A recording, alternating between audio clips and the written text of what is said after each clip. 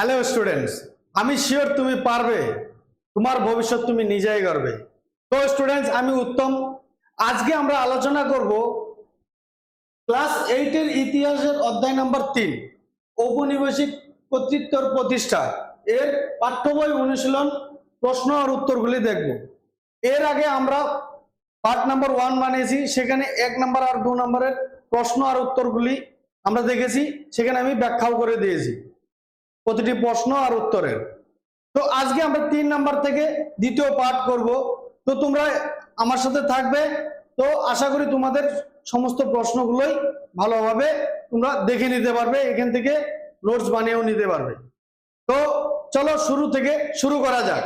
দেখো, এখানে আমরা কিন্তু 1 নম্বরের বেমানান শব্দটি খুঁজে করো, এখানে আমরা করেছি। যদি তোমরা চাও সে এগুলো কিন্তু তোমরা স্ক্রিনে পজ করে নিতে পারো, লিখে নিতে পারো, ঠিক আছে। তো আমরা আজকে 3 নম্বর প্রশ্নগুলি দেখব, ঠিক আছে। দেখো, এই যে পাঠ্য বই অনুশীলনীর প্রশ্ন আর উত্তরগুলো, ঠিক আছে। তো কি বলছে 3 নম্বরে, অতি সংক্ষেপে উত্তর দাও 30 থেকে 40টি বাক্যে। দেখো ক নাম্বার কি বলছে 3-এর, ব্রিটিশ প্রেসিডেন্সি ব্যবস্থা কাকে বলে। তো দেখো, এখানে কিন্তু আমি উত্তরগুলো পড়ছি না, আমি খালি প্রশ্নগুলো পড়ে যাচ্ছি। তোমরা কিন্তু যদি তোমাদের কোনো পিডিএফ লাগে এর, অবশ্যই আমাকে বলবে, আমি তোমাদেরকে প্রোভাইড করব।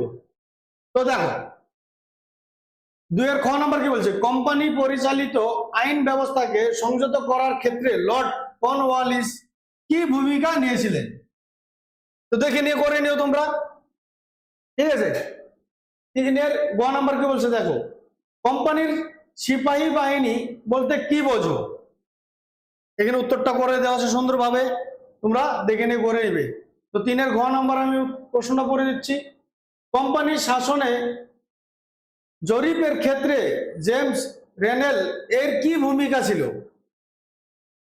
তো দেখে নিও, যদি তোমাদের কারোর পিডিএফ লাগে অবশ্যই আমাকে বলবে।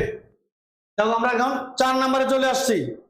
4 নম্বরে দেখো, নিজের ভাষায় লেখো 120 থেকে 160টি শব্দ। এখানে কিন্তু করে দেওয়া আছে, দেখো প্রশ্নটা পড়েই 4-এর ক কি বলছে, ওয়ারেন হেস্টিং ও লর্ড কর্নওয়ালিসের বিচার ব্যবস্থার সংস্কারের তুলনামূলক আলোচনা করো। ওই সংস্কারগুলি প্রভাব ভারতীয়দের উপর কিভাবে পড়েছিল। তো এর প্রশ্নের মান কিন্তু 5 নম্বর। এখান থেকে তোমরা পড়ে নিবা ভালো করে এই প্রশ্ন উত্তরগুলিকে, ঠিক আছে।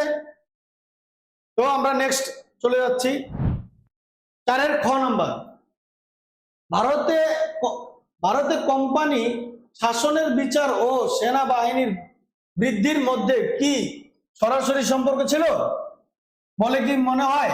দেখো আবার পড়ে দিচ্ছি, ভারতে কোম্পানি শাসনের বিচার ও সেনাবাহিনীর বৃদ্ধির মধ্যে কি সরাসরি সম্পর্ক ছিল বলে মনে হয়।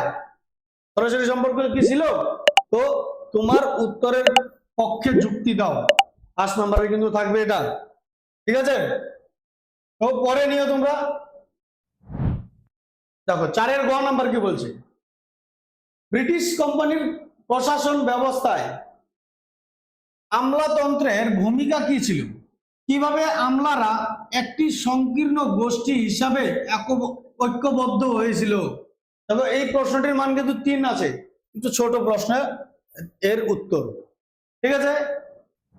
দেখো 4-এর গ নাম্বার কি বলছে, দেখো কোম্পানি শাসনের শিক্ষানীতির ক্ষেত্রে বাংলার সঙ্গে বোম্বাইয়ের, এখন বর্তমানে যেটা আমরা মুম্বাই বলি, ঠিক আছে, কোনো তফাৎ ছিল কি। কোম্পানির শিক্ষানীতির প্রভাব ভারতীয় সমাজে কিভাবে পড়েছিল বলে তোমার মনে হয়। প্রশ্নের মান কিন্তু 5। তো উত্তরটা দেখে নিয়ে করে নিও তোমরা, ঠিক আছে। দেখো 4-এর উমা নাম্বারটা আমরা দেখছি, তো কোম্পানি শাসনের সঙ্গে জমি জরিপের সম্পর্ক কি ছিল। দেখো তারপর কি বলছে, ইজাদারি বন্দোবস্ত চালু করা ও তা তুলে দেওয়ার পিছনে কি কি কারণ ছিল। প্রশ্নটির মান কিন্তু 5 নাম্বার আছে। উত্তরটি দেখে নিয়ে তোমরা ভালোভাবে করে নিও, ঠিক আছে, বড় বড় করে দেওয়া আছে। তো আমরা চলে যাবো এখন 5 নম্বরে দেখো 5 নম্বরে কি বলছে, কল্পনা করে লেখো 200টি শব্দের মধ্যে। ক নম্বর কি বলছে, ধরো তুমি কোম্পানির একজন সিপাহী, তোমার কাজ ও কাজের পরিবেশ বিষয় জানিয়ে তোমার বন্ধুকে একটি চিঠি লেখো। এখানে কিন্তু করে দেওয়া আছে, তোমরা দেখে নিও। ঠিক আছে, তো আজকে এই পর্যন্তই রাখছি।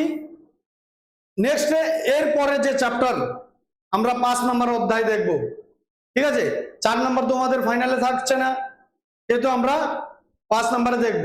তবুও তোমরা কিন্তু স্কুলে ভালো করে জেনে নিবে তোমাদের অধ্যায় কি কি থাকছে, সিলেবাস গুলো কি কি থাকছে।